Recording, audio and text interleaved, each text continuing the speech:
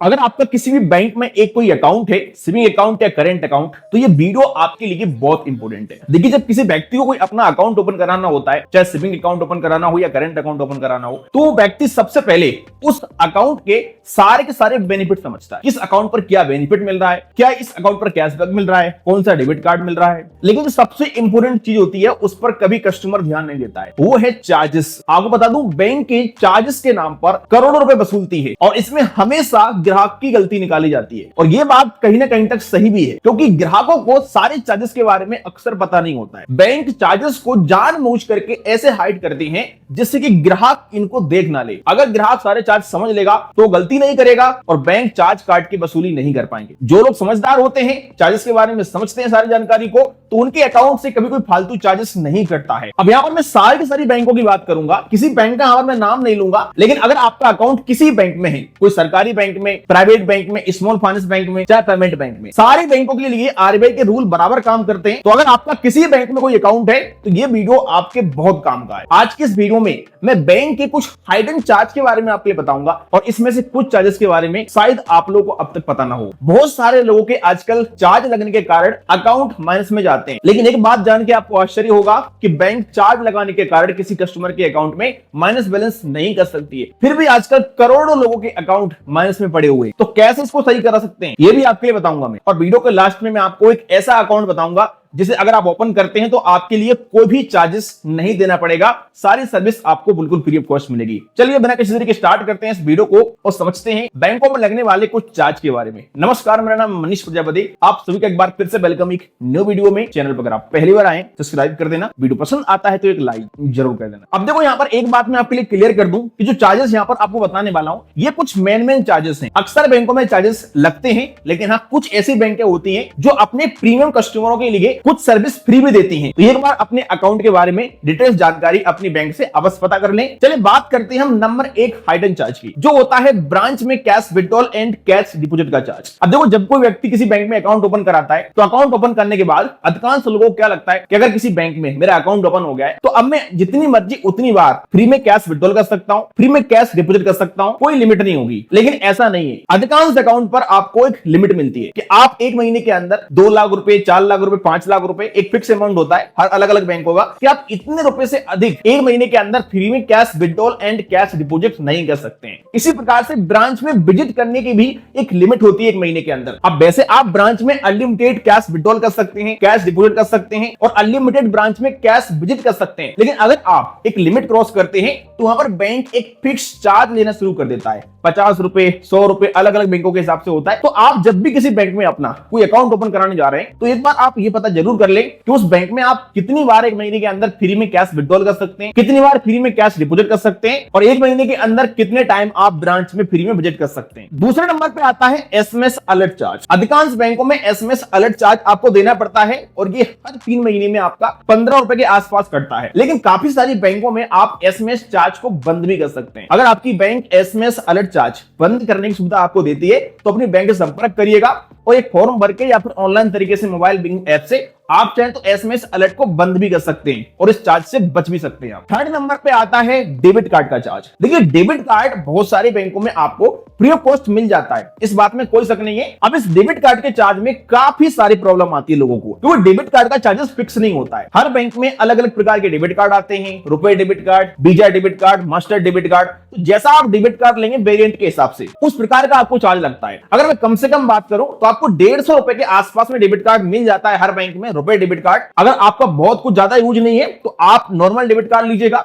जिसका कम चार्ज आपको देना पड़ेगा। अगर आपने पहले से ही हाई वेरिएंट वाला डेबिट कार्ड ले लिया है तो आप अपनी बैंक से संपर्क करके अपने डेबिट कार्ड को अपग्रेड कर सकते हैं और अपना रुपए डेबिट कार्ड भी ले सकते हैं, तो फिर आपको कम चार्ज लगेगा। अब डेबिट कार्ड के चार्ज में देखो एक और चार्ज आता है जो है एनुअल फीस। तो जब आप डेबिट कार्ड को लेते हैं तो उस समय एक फीस लगता है जिसको हम बोलते हैं जोनिंग फीस। लेकिन डेबिट कार्ड का आपको हर साल एनुअल मेंटेनेंस फीस भी देना पड़ता है और जितना आपका जोनिंग फीस लग रहा है कार्ड लेते समय, लगभग उतना ही आपको हर साल इसका एनुअल मेंटेनेंस चार्ज भी देना पड़ता है। अब कुछ लोगों को ऐसा लगता है कि अगर हमने डेबिट कार्ड ले लिया तो इसका चार्ज हमको देना ही पड़ेगा, इसको हम बंद नहीं कर सकते, लेकिन ऐसा नहीं है। अगर आप चाहें, आपके लिए लगता है कि मुझे डेबिट कार्ड की नीड नहीं है, मैं अपने अकाउंट को ऑनलाइन यूज करता हूं यूपीआई के लिए, मेरा सेकेंडरी अकाउंट है, प्राइमरी अकाउंट का डेबिट कार्ड है मेरे पास, थोड़ा बहुत इसमें पैसा रखता हूं, डेबिट कार्ड की नीड नहीं है, तो आप डेबिट कार्ड को परमानेंटली ब्लॉक कर सकते हैं ऑनलाइन तरीके से, मोबाइल बैंकिंग ऐप से, या कस्टमर केयर के पास कॉल करके, या ब्रांच में जाके। अगर आप डेबिट कार्ड को परमानेंटली ब्लॉक कर देंगे और नया वाला डेबिट कार्ड इशू नहीं कराएंगे तो आपको डेबिट कार्ड का चार्जेस हर साल नहीं देना पड़ेगा। बाकी आजकल तो आप विदाउट डेबिट कार्ड के भी अपने अकाउंट से कैश विड्रॉल कर सकते हैं। जिस बैंक में आपका अकाउंट हो उस बैंक के एटीएम मशीन में जाकर के आप कार्डलेस कैश विड्रॉल कर सकते हैं। डेबिट कार्ड के चार्ज में एक और यहां पर चार्ज आता है जो है रिप्लेसमेंट चार्ज। देखो जब डेबिट कार्ड हम लेते हैं तो उसका चार्ज लगता है, वो बात ठीक है। जब आपका डेबिट कार्ड खो जाता है, चोरी हो जाता है, या फिर आपका डेबिट कार्ड जल जाता है, कट जाता है, फट जाता है और आप नया वाला डेबिट कार्ड ऑर्डर करते हैं तो बैंक यहां पर बोलता है कि जी आपकी गलती से डेबिट कार्ड कटा फटा है या गिरा है, आपको चार्जेस देना पड़ेगा इसका। और ये चार्ज अलग अलग होता है डेबिट कार्ड के हिसाब से, किसी का 249, किसी का 599। लेकिन एक कंडीशन में आपको डेबिट कार्ड रिप्लेसमेंट कराने का चार्जेस नहीं देना पड़ता है। अगर आपके डेबिट कार्ड का नंबर घिस गया है, या डेबिट कार्ड वर्क नहीं कर रहा है, या फिर डेबिट कार्ड एक्सपायर हो गया है, तो ऐसे केसेस में अगर आप डेबिट कार्ड को रिप्लेसमेंट कराने का रिक्वेस्ट डालते हैं तो अधिकांश बैंक के फ्री ऑफ कॉस्ट आपके डेबिट कार्ड को रिप्लेसमेंट कर देते हैं और आपसे चार्जेस नहीं लेते। तो अगली बार से इस बात का ध्यान अवश्य रखना। इसके अलावा डेबिट कार्ड चार्ज में एक और चार्ज आता है जो है एटीएम से कैश विड्रॉल करने का चार्ज। देखो बैंकों में क्या एक लिमिट होती है कि अगर आप मेट्रो सिटी में रहते हैं तो आप एक महीने के अंदर 3 बार फ्री में कैश विड्रॉल कर सकते हैं किसी बैंक के एटीएम मशीन से।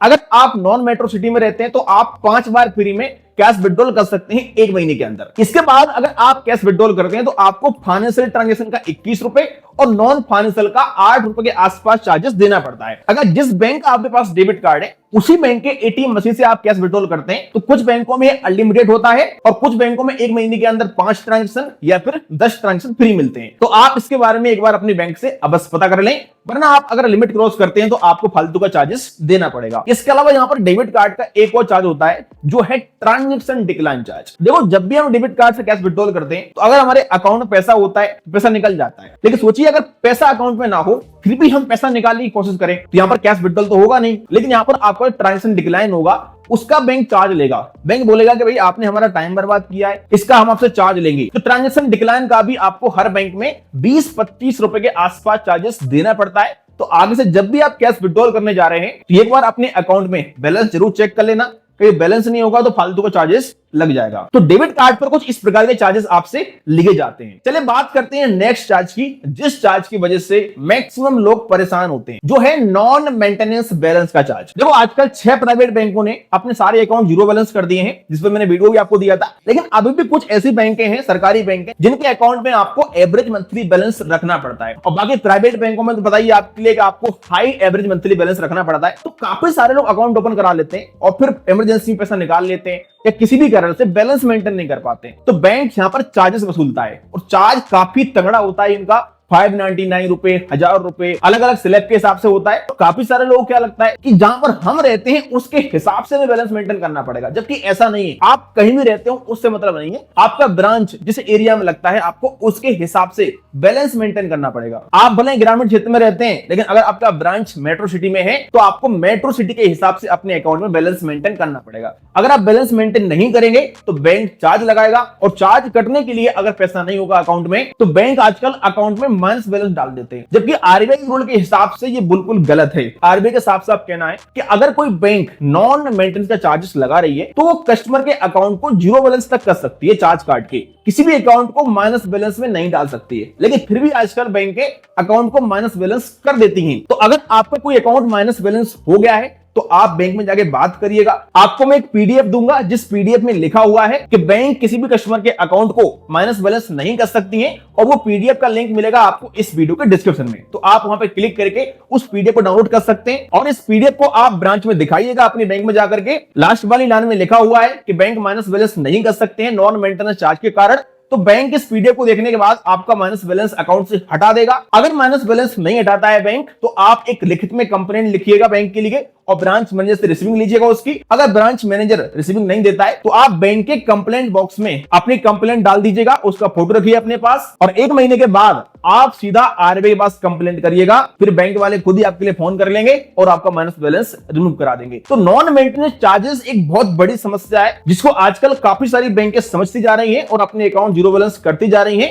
लेकिन फिर भी आजकल काफी सारे लोग इस चीज से बड़े परेशान रहते हैं। चलिए बात करते हैं हम नेक्स्ट चार्ज की, जो है अकाउंट क्लोजर चार्ज। बहुत सारे लोग मजाक मजाक में अकाउंट ओपन कर लेते हैं, उन्हें लगता है कोई बात नहीं, ट्राई करते हैं, अगर अकाउंट अच्छा नहीं होगा तो उसको बंद कर देंगे। लेकिन वो भूल जाते हैं कि अकाउंट बंद करने का भी चार्जेस लगता है। अधिकतर बैंकों में आपको अकाउंट क्लोज करने का चार्जेस देना पड़ता है, और इसकी कंडीशन होती है कि अगर अकाउंट ओपन कराने की 2 हफ्ते के अंदर अकाउंट को बंद कराते हो तो कोई चार्ज नहीं है। अगर 2 हफ्ते से लेकर के 1 साल के बीच में अकाउंट बंद कराते हो तो 500 प्लस जीएसटी का चार्जेस देना पड़ेगा। कुछ बैंकों में 250 होता है और कुछ बैंकों में 100 भी होता है। हाँ, अगर अपने अकाउंट को 1 साल के बाद बंद कराते हो तो कोई चार्जेस आपको नहीं देना पड़ेगा। तो अगर आगे से आप अकाउंट ओपन करने जा रहे हैं तो सोच समझ के ओपन करना। बंद कराने भी जाओगे 2 हफ्ते के बाद तो उसका भी चार्जेस आपको पे करना पड़ेगा। इसके बाद हम बात करते हैं पासबुक की। देखिए वैसे तो अकाउंट ओपन करने के बाद आपको पासबुक मिल जाती है फ्री ऑफ कॉस्ट ब्रांच से। लगभग हर बैंक आपके लिए फर्स्ट पासबुक या फिर 1 साल के अंदर एक पासबुक आपको फ्री ऑफ कॉस्ट दे देता है। लेकिन अगर आप डुप्लीकेट पासबुक लेते हैं, डुप्लीकेट पासबुक का मतलब कि एक पासबुक जो आपकी बैंक ने दी थी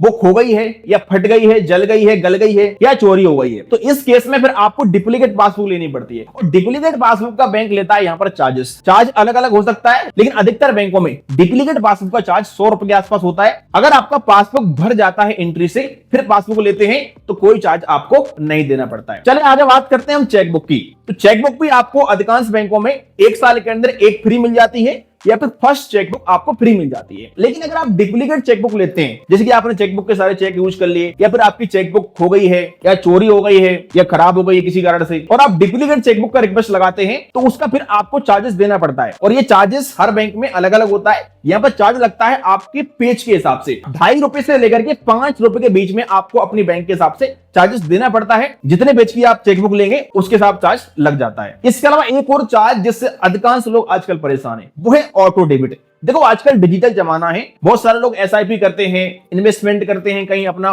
ऑटो डेबिट लगा देते हैं, पेमेंट का ऑटो डेबिट लगाते हैं क्रेडिट कार्ड वगैरह का पेमेंट करने के लिए। कई सारे एप्लीकेशन है जिसमें ऑटो पेमेंट कटता रहता है हमारा। लेकिन आपको पता होना चाहिए कि अगर आपका ऑटो डेबिट कट रहा है और अकाउंट में बैलेंस नहीं है तो फेल्ड भी हो जाएगा। और जैसे आपका ऑटो डेबिट फेल्ड होता है तो बैंक यहाँ पर ऑटो डेबिट का भी चार्जेस लगाता है। कुछ बैंकों में चार्ज होता है 249, कुछ बैंकों में 299 और कुछ बैंकों में 599 रुपए चार्ज भी लगता है ऑटो डेबिट फेल्ड होने का। तो अगर आपकी कोई ईएमआई कटती है ऑटोमेटिक या कोई एसआईपी कटती है या आपने खुद से लगा रखा है ऑटो डेबिट तो उसको टाइम पर पे करिएगा, अपने अकाउंट बैलेंस मेंटेन करिएगा, वरना ये चार्ज भी आपको लग सकता है। इसके अलावा ये तो आपके लिए पता ही होगा कि अगर हम किसी व्यक्ति को चेक देते हैं तो जितना अमाउंट का हमने चेक दिया है उतना अमाउंट हमारे अकाउंट में होना चाहिए। अगर सामने वाले व्यक्ति ने चेक लगाया और अकाउंट में बैलेंस नहीं होगा हमारे में तो बैंक चेक बाउंस कर देगा और चेक बाउंस का हमारे लिए 599 रुपए का चार्ज भी पे करना पड़ेगा और सामने वाला व्यक्ति केस अलग से कर सकता है। तो चेक का भी आपको ध्यान रखना है। चलिए बात करते हैं हम लास्ट चार्ज की, जो है मनी ट्रांसफर का। देखो वैसे तो आजकल आपको हर बैंक के एप्लीकेशन के अंदर ऑनलाइन मनी ट्रांसफर का सर्विस मिल जाता है, आप मनी ट्रांसफर कर सकते हो। लेकिन कुछ बैंकों में मनी ट्रांसफर का भी एक लिमिट होता है कि आप अगर इस लिमिट से अधिक मनी ट्रांसफर करते हो, जैसे आईएमपीएस करते हो, आरटीजीएस करते हो, एनईएफटी करते हो, तो इसका आपको फिक्स चार्ज देना पड़ेगा। पर 100 रुपए पे 5 रुपए या 2 रुपए 3 रुपए। तो अपनी बैंक से एक बार अभी कंफर्म कर ले कि मनी ट्रांसफर पर क्या चार्ज है, नहीं कल के दिन आप किसी व्यक्ति को 2-5 लाख रुपए ट्रांसफर करो और इधर आपका चार्ज अलग से कट जाए। तो अगर आपका किसी बैंक में एक अकाउंट है तो आपको इन सारे चार्जेस का ध्यान रखना है। देखो बैंक में और भी कई सारे चार्जेस होते हैं, लेकिन मैंने कुछ मेन चार्ज आपके लिए बताए हैं जो आपके काम के हैं और जिनसे कभी ना कभी हमारा पाला पड़ सकता है। अगर आप इन सारे चार्जेस से परेशान हैं और आप चाहते हैं कि ऐसा अकाउंट मिल जाए जिसमें किसी प्रकार का चार्जेस ना कटे, फ्री में डेबिट कार्ड मिल जाए, फ्री में पासबुक मिल जाए, फ्री में चेकबुक मिल जाए, एसएमएस चार्ज 0 हो, कोई भी चार्जेस ना कटे, सारा अकाउंट चार्ज फ्री हो, 30 से प्लस सर्विसेज बिल्कुल फ्री ऑफ कॉस्ट मिल जाए, तो आप आईडीएफसी फर्स्ट बैंक का अकाउंट ओपन कर सकते हो। आईडीएफसी फर्स्ट बैंक में आपको कम से कम 10,000 रुपए एवरेज मंथली बैलेंस रखना पड़ता है, लेकिन उस अकाउंट पर चार्जेस कुछ नहीं है। तो आईडीएफसी फर्स्ट बैंक में अकाउंट ओपन करने का लिंक डाल दूंगा मैं इस वीडियो के डिस्क्रिप्शन में, आप क्लिक करके ओपन कर सकते हैं। बाकी आप लोग मुझे कमेंट करके बताइएगा कि आपकी बैंक ने अब तक आपके कौन कौन से चार्जेस काटे हैं। वीडियो पसंद है लाइक करिएगा। चल मिलते हैं किसी नेक्स्ट वीडियो में।